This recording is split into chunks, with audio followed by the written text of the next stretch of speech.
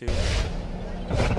Here at the Celtics practice facility in Waltham, Jacob Toby alongside Nick Gelso, and we're here for Gordon Hayward's press conference. He talked to the media today, talking about his injury, talking about his blog post that he wrote a couple days ago. He's a good writer. Hey, he's definitely a good writer. What were your takeaways from that blog post and from this press conference today? I mean, the blog post was riveting, man. Yeah. You get a first-person account of exactly what happened. We were there, so we saw how gruesome it really was, but hearing it in Gordon's own words, damn, it doesn't get more personal than that. Hell, even Matt Lauer called him up.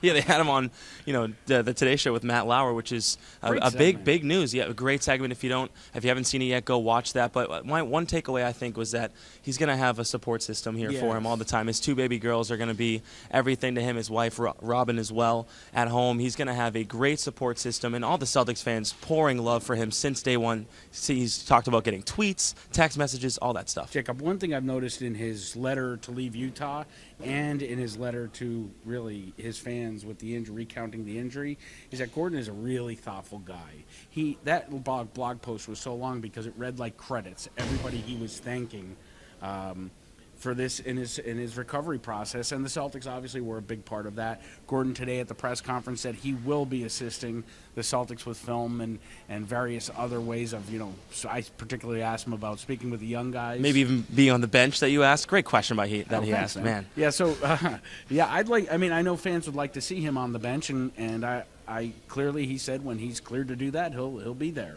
So, one of my things early on, Jacob, when the injury first happened, I'm on tape saying it, is my concern that Gordon was going to go back to San Diego and kind of hunker down.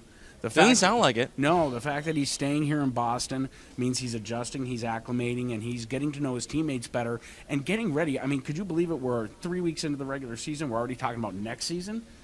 The future is now, really. I mean, he's already shooting from a chair, his wheelchair. So I mean, that's great to see. Talk about him and Brad Stevens. He said they went out to breakfast this morning. Yeah. They talked about what the process will be like, his expectations for next year for the rehab process. Just talk about their relationship and what he means to him. Everybody in Cleveland, once the injury happened, meaning the players, the coaches, everybody looked like a deer in headlights for obvious reasons. But seeing Brad between game 1, 2, 3, and 4 of the regular season, you could see it all over his face, the love he has for this kid and how much he was struggling and in pain for him going through it.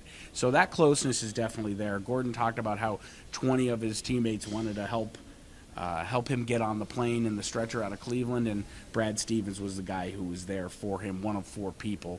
So there's clearly there's no argument, no debate. The 2 of them are super tight.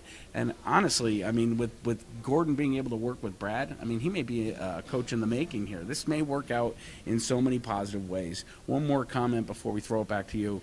Anybody who in the media is criticizing this guy for being on the Today Show this morning, I think is an idiot. No, yeah, I completely agree. I mean, that's a great platform to talk to fans, not just Boston local, but national audience. And I think he did that really well with Matt Lauer. Not only that, this is a human story. Basketball is a sport where you see people's facial expressions, you see them grimace. Well, you saw it all when Gordon went down on national television, and to watch him and his recovery, Matt Lauer did it well. I'm happy for Gordon and his wife and his family that they were able to tell their story on television, and I think it was extremely appropriate. Not to sound like Tommy and a homer, but I do think it was extremely appropriate. So we see the Today Show with Matt Lauer. We see him today in front of the media. Is now a quiet period start to come about Gordon Hayward? Is he not going to be in front of the media much? So. I mean, I don't think he's a guy that hangs out in front of the media a lot to begin with, but I think he's going to be seen at the Garden quite a bit. Once again, like he told me today, if the doctors, when they say it's okay, he's going to be there. So I think his presence is going to be felt, and everybody is I mean, you got a year of waiting now. This team is playing so well. He's going to play a lot of video games, he said. This is how he's playing NBA Live and getting some shots up out of the wheelchair. But, this team is playing so well. The future is so bright. It's early in the season, but knowing that Hayward is going to be present around the youth of the team, around Kyrie and Al, to be able to develop a chemistry as people. Keep in mind, they only started coming together 3 weeks before training camp, 3 weeks before the injury, a month. So to be able to get to know each other even more, it's just an investment into the future of the team going into next year. And quick How do the Celtics go about Oklahoma City Thunder tomorrow and moving forward as well without Gordon Hayward?